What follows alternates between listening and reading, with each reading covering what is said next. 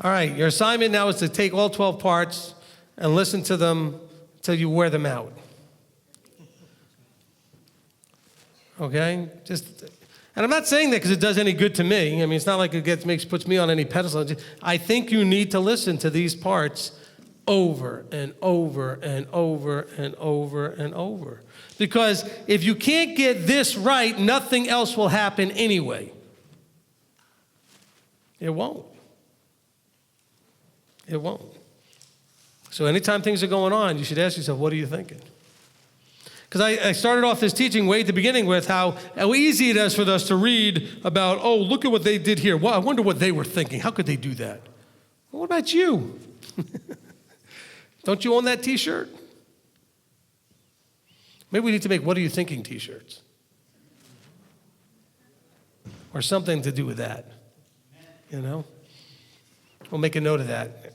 All right, so this is the afterburn time. So if you have a comment or question about the teaching, who's going to go around with the mic? Daweed, want to go around with the mic? Okay, Daweed's going to go around with the mic.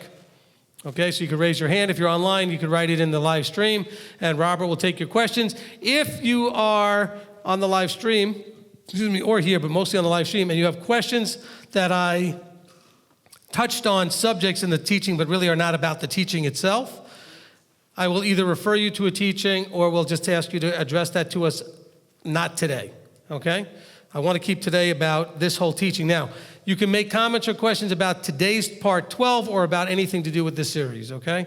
And I'd love to hear how I'm not looking for praise and everything, but I want to know how this has gone. Has this been a good series for you?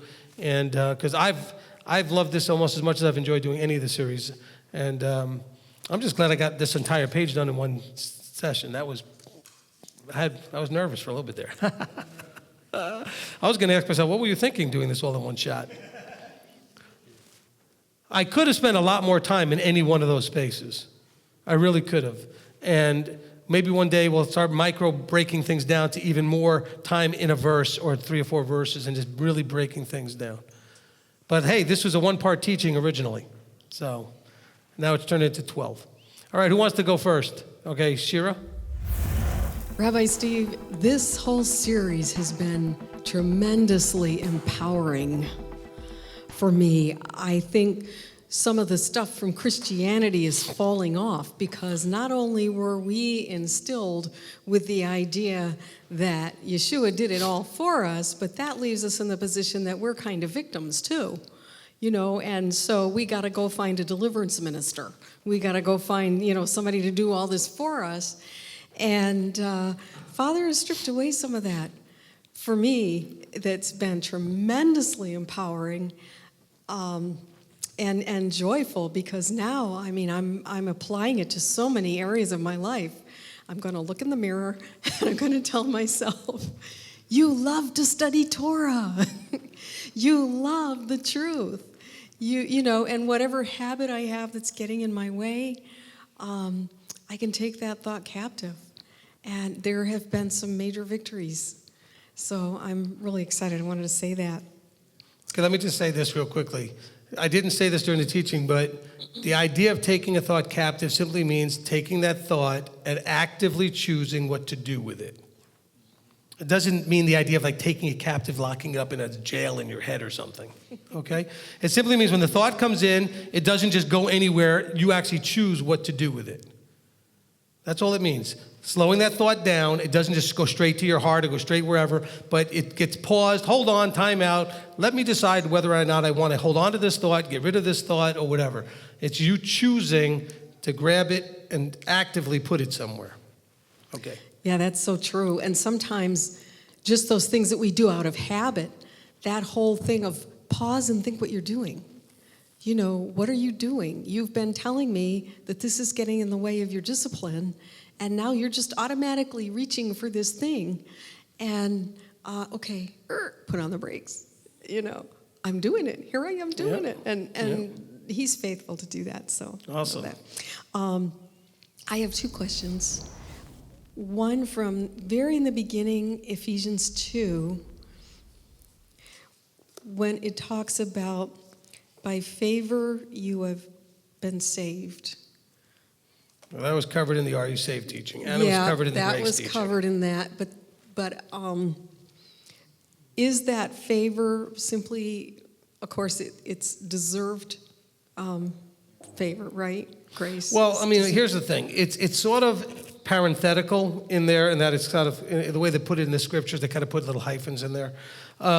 Even when we were dead in trespasses, made us alive together with Messiah, and raised us up together and made us, it's almost like it doesn't belong in there, like it was almost an insert, okay? Because if you take it out, it flows much better. Okay? Because I just took it out and look at how it reads. Even when we were dead in trespasses, made us alive together with Messiah, and raised us up together and made us sit together in the heavenlies. Okay? So it's almost like somebody stuck that in there to kind of push a grace agenda, or it says, look, this is how we get favor. Even when we were dead in trespasses, he made us alive so that we can be saved through meriting it. Because he now gave us a path to meriting favor. Right. So you can come into an understanding, again, taking how Paul meant it, how it got translated from Greek into English and everything else. Stuff gets lost in translation. I appreciate that, because I think a lot of us have a Christian friend or two who goes to that right away to argue grace. So. Go to the grace teaching and find the part where I get to Ephesians, and we get through that in there. Great. Okay. Second question. Yep. In Luke 24, he opened their minds to understand the scriptures, and I was really arrested when you said his disciples needed him to open their minds after they'd been a long time being trained by him.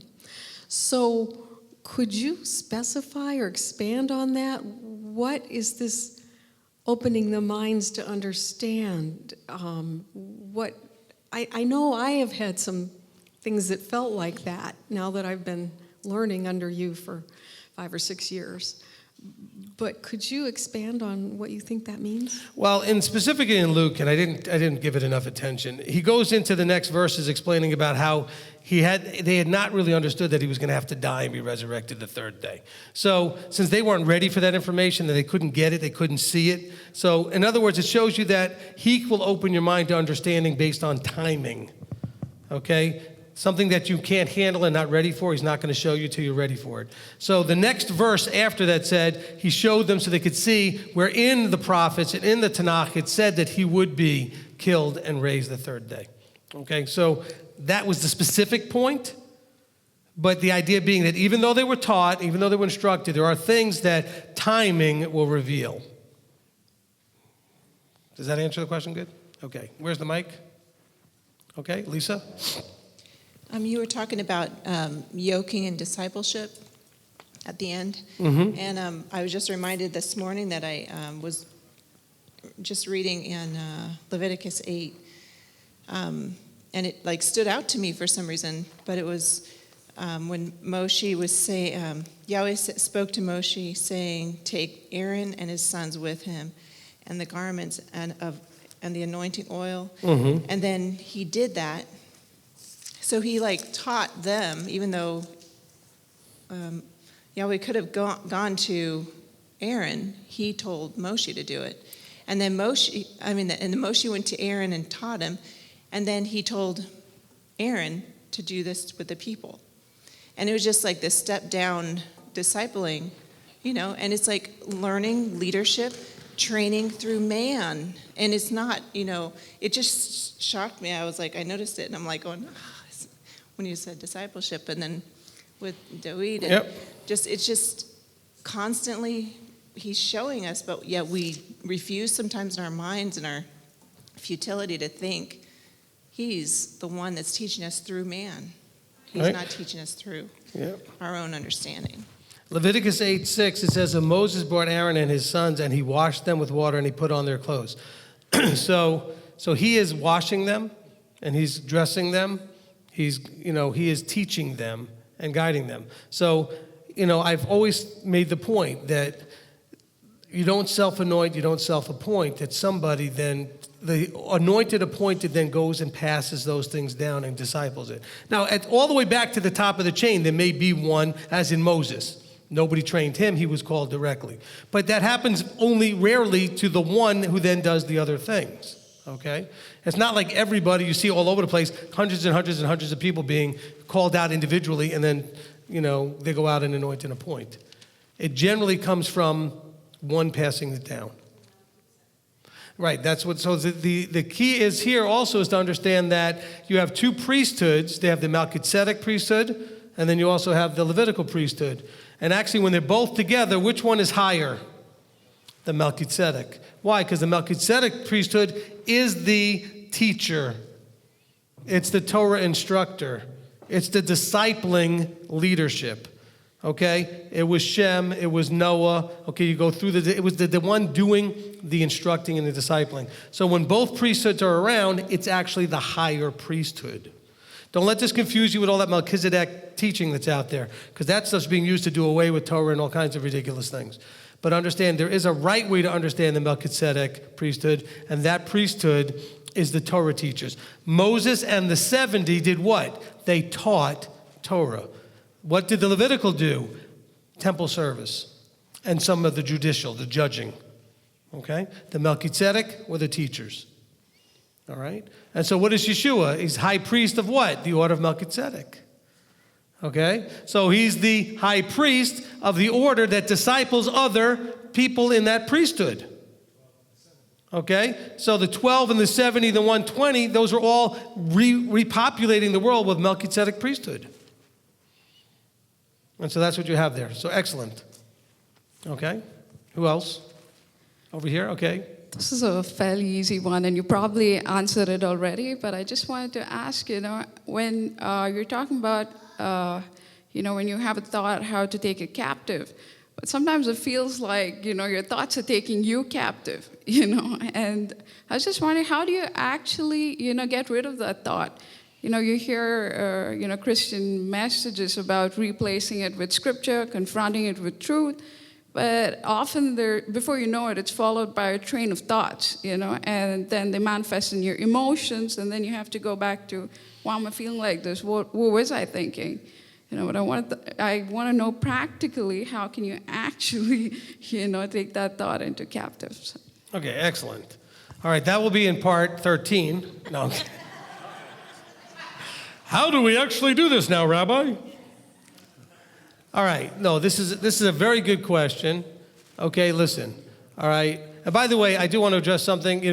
I did have somebody comment, I don't know how many months ago. Somebody said, well, do you have to every week, do you have to scold everybody? And listen, I'm crying loud, spare not. Okay? If you didn't like it, it's because the shoe fit. Because I'll tell you what, if I sat in a sermon that had nothing to do with me, I didn't care that he was yelling at everybody else. Because occasionally you may sit there going, well, I've got that under control, whatever it is, all right? But you really should find that you really don't have everything under control, and there is something of you in it. But some people, again, they're like, well, I don't, then what, do you want your ears tickled instead? I mean, we can go listen to Joel Osteen. You'll get your ears tickled all day. Okay, you'll never get offended by anything he says. You won't get any value out of it either, but I mean, he's a motivational speaker. Okay. The bottom line is also people say, well, do you have to constantly be attacking Christianity? I'm not attacking it. I want to make sure you don't go back to your old way. Always remember that old place you came from, and 99.9999% of all of you came out of that. Not everybody, but almost everybody. And so you have to remember that mindset. Not just that you're not there attending on Sunday, Christmas, Easter, whatever, but there's a mindset. Okay? Christianity as a mindset is a cancer. If you don't get it all out, it will repopulate your brain. And you'll find yourself thinking through that filter. And as a cancer, it will kill you. Do you understand what I'm saying? I'm not saying Christians. Now let's go over the web. Rabbi says Christians are cancer. No, I didn't say that. But it acts that way in your system. If you don't take that thought process and approach out of your system completely, it will metastasize and kill you. Or you'll have to surgically remove it a second or third or fourth time. By the way, that's when your teacher says stuff and gets you in your face and you don't like it. Well, if you had fixed it the first time, you wouldn't have heard it a second time. You'd have been like, yeah, that's great, It's kind of like one pastor told me one time, hey, when you throw a rock into a pack of dogs, the one that yelps is the one you hit. So all of you out there, be careful about yelping about the teaching, because then I'll know you're the one I hit. Okay, so now to your question, long way of avoiding the question. This is what you need to understand, all right? The thoughts that come into your mind, the reason they're a struggle to get rid of is for two reasons. One is that you have a habitual way of reacting. It's an autoplay, okay? That's why the same thing can happen, husbands and wives, children, friends, whatever. You know each other for long enough time, you can do what they call pushing a button. What's that mean? It means just like when you push the play button on something, it starts to play. Well, if I go over to you and push the button on you, you may go right into an anger, a frustration. And it's the same thing every time. All you got to do is go push a button. You know exactly what you're going to get. The funny thing is we're stupid human beings, so we go ahead and push people's buttons, and then we act shocked when it comes back exactly like it should. It's like, then why did you push the button? I love that when people do that. They go and push a button. I'll speak about myself. They'll push one of my buttons, and then I react exactly the way they should have known, and then they act all shocked. Like, why'd you push the button then? Okay? So what we're dealing with here is that the reason it still works through is because there's still an emotional piece. You have to get back to where you can retrain your mind to not want that reaction. You don't want the next part of it. Dealing with the thought leads to an emotional part that leads to an action. So readdress the emotion and the action so that you don't want that to a high enough level, then you'll now increase your awareness by like sort of stepping back, zooming out, and being aware when the thought comes that you have a choice. Does that make any sense? Okay, a lot of this is going to start with step one. You have to zoom out in your life and be almost out of body while you're living and watch what you're doing. Be an observer and a participant. Okay, you have to be more aware of what's happening around you and how you're reacting to it. Watch and observe yourself. Because these things happen so quick and automatically that you don't catch it until it's too late. So the best thing to do is after it happens, here's a way to reprogram your mind. You ready? Especially when something just happened. Go find a quiet place, replay the whole thing in your head so that it's clear to you exactly what happened, and then replay it again and again and again and again and again the way it should have happened, what should have happened, the way you would have rather have reacted. Okay? And take the way that you did react and retrain yourself. Say, okay, that's exactly what happened. Now I'm going to play the same scenario, but this time it's going to go the way it should have. I'm going to react the way I should have. Because it's like a jar full of muddy water, and you just put like a little teaspoon of water in there that's clean. It's not going to do anything to dilute that. But if you keep filling it and keep filling it, eventually it clears up. Well, guess what? It's going to take a lot to retrain something you've been doing for 30, 40, 50 years. Okay, does that answer your question? And we'll do more classes on this kind of stuff at some point because this is a lot of stuff I really like to get into. And we'll give you strategies and techniques and all kinds of stuff to do it. But at least being aware of it is step one. Recognizing that there's a problem. Houston, we have a problem. You know. Houston. Okay? So eventually you'll have the other reaction. The thing will start to happen. You'll have bells go off. Warning, warning, danger. The arms all flopping around. Remember that? Terrible special effects back in the 60s, 50s. All right, who's next? Okay, Daweed? I just wanted to delve into a little bit of what happened to me since you brought it out about the bicycle this morning or this afternoon. I set myself up for a fall. And in the past, when I've set myself up for a fall, I end up just devolving and melting into a pool of depression and just pulling the cover over my head and like going back to the kid that's just hiding. And there was a lot of thoughts that went into my decision to, you know what, I'm not going to go there. I made a decision, along with my family, to come down to Virginia. And it wasn't so I could just watch the live stream from home. It was so I could attend the congregation, so I could actively disciple under Rabbi. And not only that, but I knew that I was set up to be the cantor for today. So it was like, am I going to just simply abandon that responsibility? No. Not to mention, am I just going to forsake the assembling? I moved down here for the assembly. So I'm not a diss to the people that watch on the live stream, but the point is that this is what I moved down here for. This is what I set myself up for, to do this. And how am I just going to abandon that? And when I originally sent you the text about it, I'll be there in about an hour, I literally thought it would be about an hour worth of bike riding. I was willing to commit to that. And then when I actually looked at the Google map, it was like, oh, well, it's only going to take a half hour. Okay, cool. So the point is that I had to go through the process in my head, sit back, look at what everything, just like you said just now, sit back, look back at everything that's going on and realize it's not as insurmountable as I thought, and I don't have to just melt into a pool of jelly and just abandon it. Amen. Okay, so let me ask you guys a question, because you might as well get all the details here just so you know. All right, so I normally, because it's convenient and on the way, and Dawid doesn't have a car, I pick him up on the way here. Normally somewhere between 11:15 and 12 o'clock, somewhere in that range. And so yesterday we had a conversation. I said, yes, well, I'll pick you up at the normal time. I will text you. I always text saying I'm on my way. I'm only 5 minutes from him. And so I texted him this morning, and I normally get an immediate response. I'll be outside, or I'm already outside, or something like that. I didn't get a response. So I said, something didn't go right. So I called him. I woke him up. He wasn't even aware what day it was, actually. I'd already told him he was going to be doing the cantering today. But I said, so you're not even awake? Nope. I said, well, how long is it going to take you to get ready? He says, well, longer than you got to wait. I said, all right, enjoy your Sabbath. Now, how many of you would have tried to figure out how to save him, rescue him, get him there, wait for him? How many of you would have done that? Come on, you can admit it, okay? And I told him just straight out, I can't, I won't. And even if I could, I probably wouldn't have. Because there's a lesson in that, isn't there? Okay? When you're relying on someone for help and they're being benevolent and nice and everything else, you ought to make their life as easy as possible and appreciate that and everything else. Now, it was a mistake. He messed up. He didn't get up, whatever it was. But then he did the next thing, which is he had an option of what to do next. He could have gotten so mad at himself and depressed that he stayed home all day and did nothing and not even probably watch the live stream and just be upset and embarrassed and frustrated.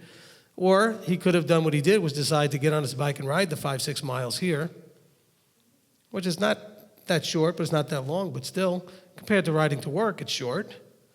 Okay, which he does that often, but, but he showed up. Okay? But think of it from a discipling role.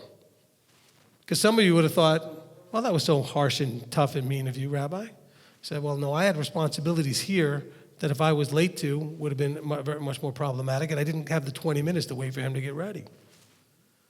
But also, it was an opportunity to show there's consequences. And you have to, remember we talked about it in the scripture reading today, you have to own your consequences. And stop putting it off on everybody else and everything else. Okay? And so, I'm very proud of him, because we make mistakes, but he did everything right after making the mistake. So, good job on you, okay? But how many of us would have reacted differently on either side, okay? But you got to remember, though, this is not just the pastor or the rabbi helping him get a ride. I'm discipling him. And if you understand that, you could also ask him how strong and rough I've been with him at times, but also how encouraging I've been with him at times, okay? And if I treated most of you that way, you'd never attend again. But that's discipling. It's almost like parenting, okay? Like Scripture says in Deuteronomy, what father is not going to discipline his child? So Elohim disciplines you. Okay, but I told you this over and over and over again, we cannot be corrected. We do not handle correction. We roll up into a ball and whine and complain and say how awful and horrible the rabbi is. Nobody handles correction. Scripture tells us that, though, so don't be surprised. But we don't. We react to it in horrible ways. But most of the correction, whether it's coming directly from him or through other people from him, we handle it badly. And so we may have to do a teaching at some point on correction, because that is our biggest problem right now. We are just not correctable. We get so upset when people try to correct us. All right, Dawid.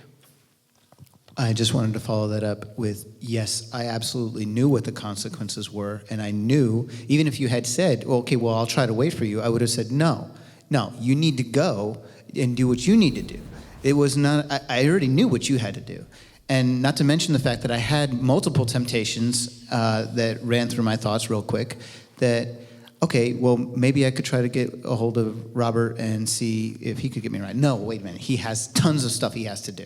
Okay, maybe CC, I know that they're running late. Maybe He was already here anyway. Yes, I know. And the point is that I had multiple thoughts about who I could theoretically call to try to bail myself out of this, and I'm realizing, no, that's not kind to any of them. They're already on their way to congregation, or they're already there. And I realized that, you know what? This is not going to work to try to bail myself out of it. I have to own this and do it on my own. No, you did the right thing. I'm very proud of you. You did a good job. Good job, son. All right? You did a good job. Good job.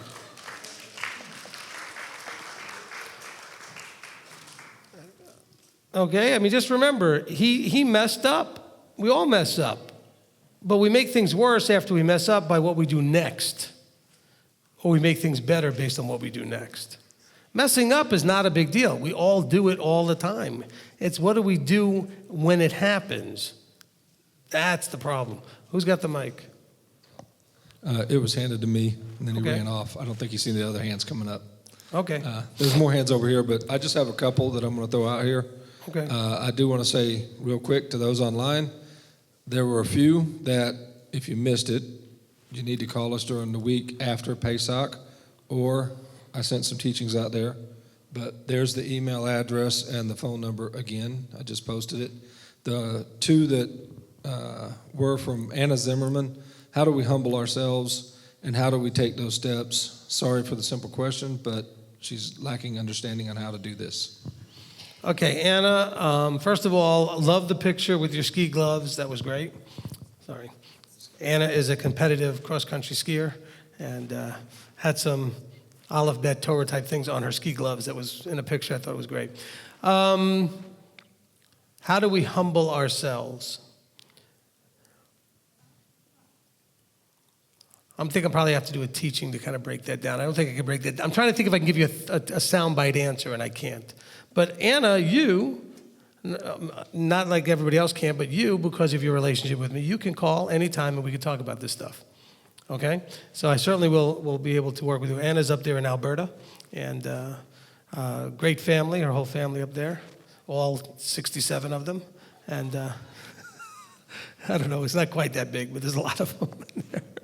Anyway, the humbling yourself really has to do with, again, an awareness of your response and deciding and seeing that your response, is it about that I, or is it the oh no? Okay, you know? That's the humbling thing. Are you going to need to win and have it your way, or are you going to choose to submit and not have it your way? It takes time and practice. But Anna, the most important thing is having a discipler, okay, like your mom or somebody else who's really available and there to watch you, to catch you in those moments and have your teacher point out this is one of those moments where humbleness is needed. All right, that's the kind of one of the other values of having a teacher, all right, or an accountability person, a discipler, is that they can catch you when you're in it and go, nope, let's not do that. Okay? But those are the toughest things. How do you humble yourself? It starts off with wanting to and recognizing that you have issues. You could ask people real close to you what areas of life you have a problem with that in, because you probably don't have a humility problem in all areas. We tend to have them in certain areas, certain pride, you know. And pride doesn't mean I think I'm great. Pride just means nobody's going to tell me what to do. That's a lot of the humbleness. I'm going to do it my way. I don't care what you say. That's what we're dealing with mostly in the scripture. All right, what else you got? S. Egan, regarding Romans 12:9, what is the correct way of hating what is evil? I didn't go that far in Romans 12. In Romans 12:9, because I only went to verse 5.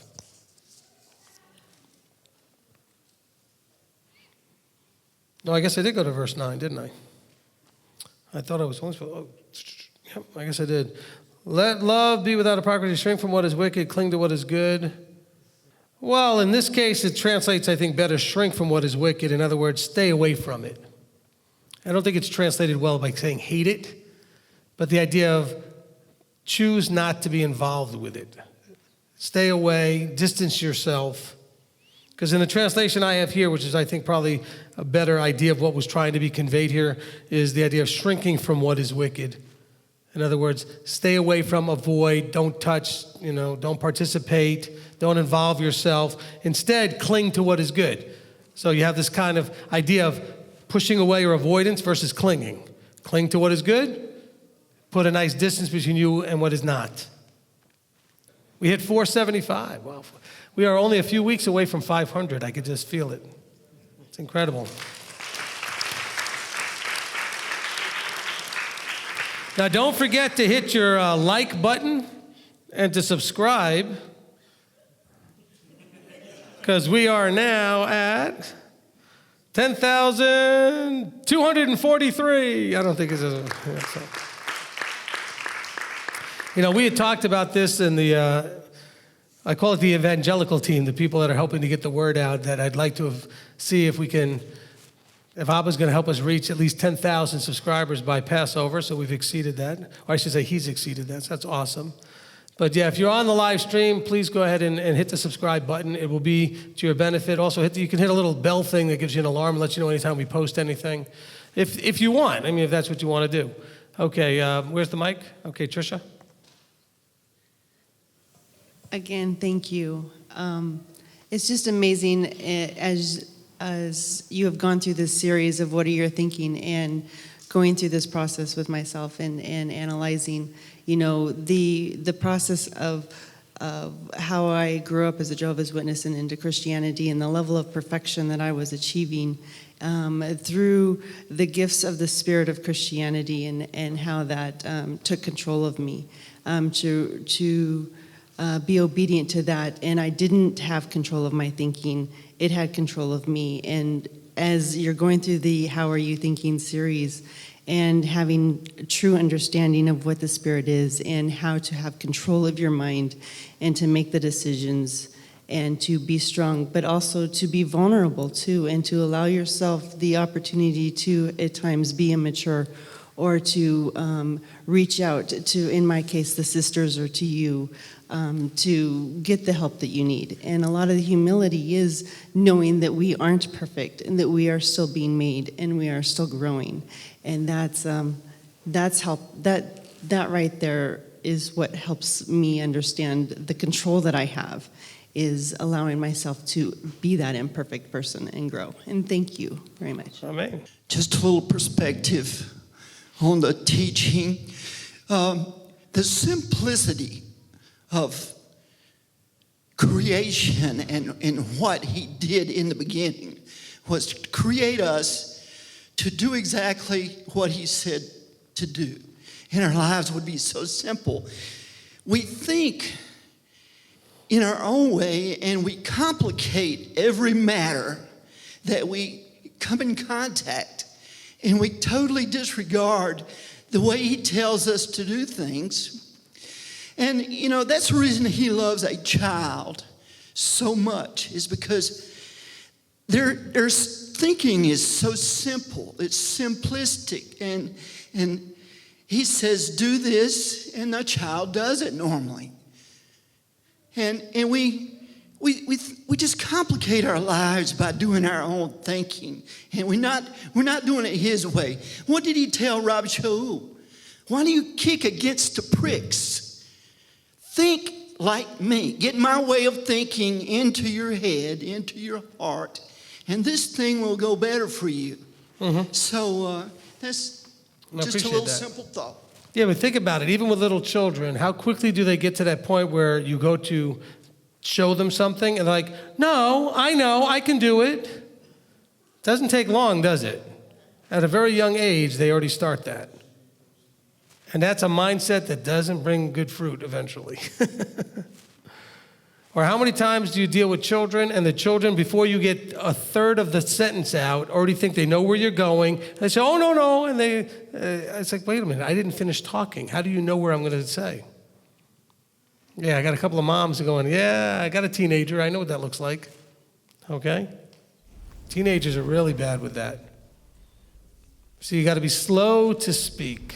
Listen first. Make sure you don't jump to the wrong conclusion. Hey, how many of you saw that post that Manny put about, are you all Olympic conclusion jumpers?